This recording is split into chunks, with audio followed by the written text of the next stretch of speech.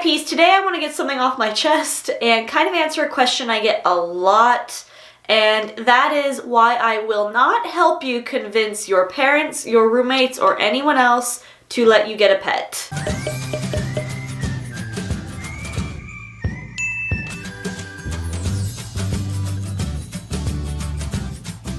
Hi Peas, you're watching Pets in a Pod. My name's Taylor, and like I said, today I want to answer a big question. So this pops up a lot on videos all over my social media, on my pictures, my TikToks, whatever. And the question is, can you help me get a bearded dragon? Or can you tell my parents why I should get a bunny? Can you tell my parents this? Or my roommate doesn't want this, can you help me? I want to answer that in the most simplest way first, is that no, I will not help you. And that sounds extremely rude, and I apologize for the way this is coming off. But I want to explain why I actually will not help you convince anyone to get you something.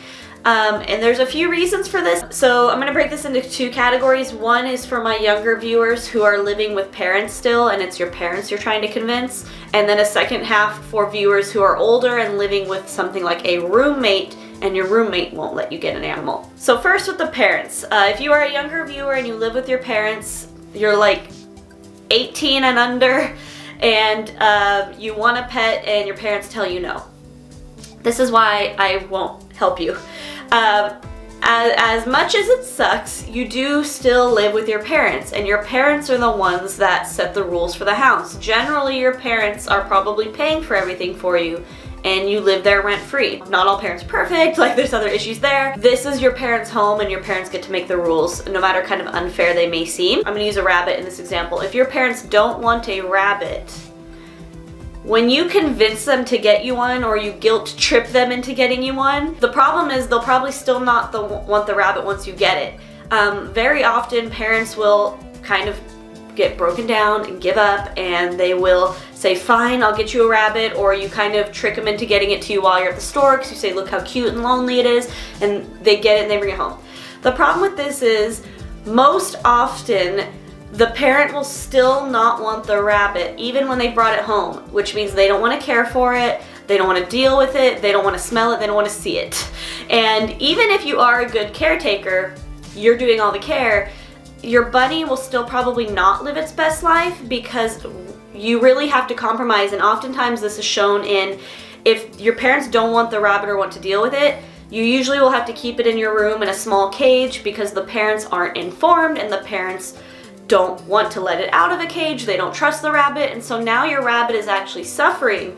It's not living a good life because you're keeping it in a small cage because your parents didn't want it in the first place. So yes, you got a rabbit, but it's not getting the care it would need. Too often kids or people living with their parents convince their parents to get something, their parents didn't want it, and now this animal's living subpar conditions. Same thing with reptiles. Parents who don't want reptiles will tend to put them in smaller cages, improper care, using the wrong stuff, feeding them the wrong things, not providing UVB, stuff like that. And I'm not saying all parents are like this, because some parents do research or will research with you, but this is why I won't just go for anyone and say, okay, sure, I'll help you, because I don't know what kind of situation you're in. I don't know what kind of parents you have. If you have parents who are flexible, then that's a different matter, and you probably don't need my help to explain to them why a rabbit would be a good choice or a reptile would be a good choice, because they're open to it anyway. That's something you can discuss with them and get together. That's the good scenario. I'm talking about the parents who are like, heck no, don't want it ever. Stop talking to me about it. I'm not going to convince those parents, because those parents have already made up their mind, and like I said, you live under their roof, and as much as it sucks, you just can't get it. The silver lining is you have now time to really research, to really make sure you know what you're doing, to save up money for this animal, to eventually make a game plan for when you're on your own and you can buy it. I was in the same scenario. Yes, I did have pets growing up. My parents did let me get some pets. I had a cat, a dog, snakes, turtles, stuff like that. But there were still pets that I wanted that I couldn't get. I wanted a rabbit forever. I've wanted a rabbit since I was about like 10 years old. I was never allowed to get a rabbit when I was living with my parents. And this made me sad. I really wanted a rabbit, and I did the same thing of like, maybe I can convince them, I'll show them cute pictures, I'll make slideshows. It didn't work, and I'm kind of glad. I'm happy I got a rabbit as an adult, and yes, I had to wait. I didn't get a rabbit until I was 25, guys. I didn't get a rabbit until I was 25 years old. And so I just want you to realize there's time and there's no rush. And yes, I had to wait a very long time to get a rabbit and it felt like forever. But when I finally got the rabbit at 25 years old, it was so worth it. I love Billy to death. It's like all I could ever dream of. I'm so happy I finally got a rabbit. All the time waiting kind of went out the window. Like, it didn't matter anymore because, like, I just finally had it. If your parents are saying no, wait. Just wait. Other people wait. I know it's hard to do. I know it doesn't seem like you can do it, but just wait. I had to wait. I know other people who had to wait. Now, second part to this really quickly is the people who are living with roommates. So if you are an adult and you are on your own, but you live with a roommate in a house or an apartment, and your roommate is saying, I don't want a reptile or I don't want a rabbit. That's a different scenario because as roommate, saying you pay 50-50, let's just assume you pay 50-50 for your apartment, saying that you're roommates means you both have equal say. And so that is a little different because that is unfair that if you both pay equally into your apartment and you both have equal rights and signage to your apartment, that your roommate is blocking you from this because they don't have full say. They do not own this apartment. You share it equally. Now, if your apartment complex itself says no pets, that's a different story. You need to listen to your apartment managers and your complexes. Do not sneak animals into your apartment. That's another problem too. But let's say you're allowed to have a rabbit in your apartment or you're allowed to have reptiles and your roommate's saying no. If you do not share a room, if you have separate bedrooms, then I would say, say the argument of we both have equal rights to this place. We both signed the contract. We both pay equal amounts. I have my own bedroom and I will keep this animal in my own bedroom. The one worry I do have, and you need to kind of know your roommate about this, is make sure your roommate doesn't seek revenge on your pet.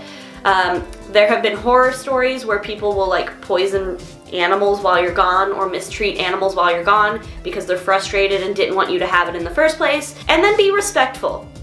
Honestly, be respectful. I know they don't want the animal, so even though you kind of had to argue to get it, or even though you got it anyway, still be respectful to them. Make sure your animal doesn't smell, clean their cage often, make sure it's a clean space. If it's an animal with fur, keep your animal brushed and groomed. Just be respectful that they did not want this animal and it's not completely their fault. They moved in with you, you chose to move in together, or maybe you didn't choose to move in together, but you have to make the space work for the both of you. And so yes, you should get an animal in your own room. I think that's the right thing to do since, like I said, you're equal partners in this. And then lastly, of course, if anyone in your family is allergic and that is the reason why they don't want you to have a pet, whether you're living at home with parents or whether you're living with a roommate, if those people are allergic, again, respect that. They cannot help that they have an allergy to the animal. Do not get an animal they are allergic to. That will just create a whole mess of situation. So I hope this explains things and why I will not convince anyone to get a pet behind their parents' back or convince anyone to get a pet. It usually just leads in problems in the relationship, and honestly your pet will be better off if everyone involved wants the pet. It just lives a better life when everyone is happy to have the pet. So if you guys have any questions or need clarification, I'm here to answer them, but I hope that explains that and why it's important to get the pet when you can get the pet, and your pet will be happiest and healthiest then. Thanks for watching, guys. I do post every Friday, so if you like stuff like this or you want to watch like care videos and things like that, or fun videos, ASMR with my bunny, I post every Friday, so you can follow the channel. Please subscribe so you don't miss any of it, and I'll see you next week. Bye!